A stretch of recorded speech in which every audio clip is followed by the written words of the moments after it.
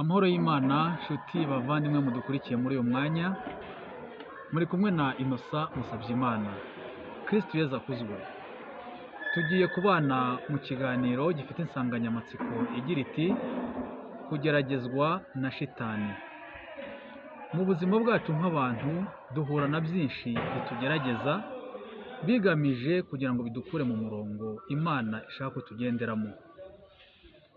Nk'uko tubizi, Yezu nawe yageragejwe na shitani ariko yabashije kuyitsinda.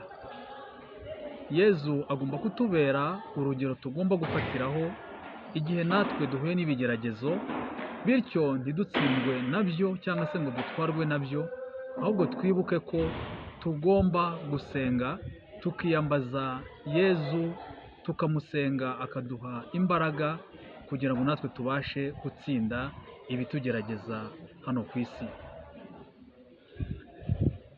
Mu buzima bwacu duhura n'ibigeragezo byinshi kuko nyine tukiri ku isi, nta naho twabihungira, ariko icyo tugomba kumenya ni uko dufite Yezu watsinze ikigeragezo gikomeye cya shitani, bityo natwe tukamwigiraho.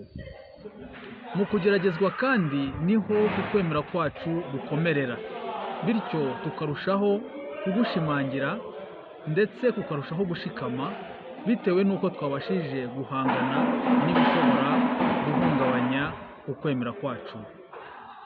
Ntabwo rero tugomba kubaho twumva ko kubaho neza ari ukudahura n'ibigeragezo. Kubaho neza ni uguhura n'ibigeragezo, ahubwo umuntu akabasha kubitsinda.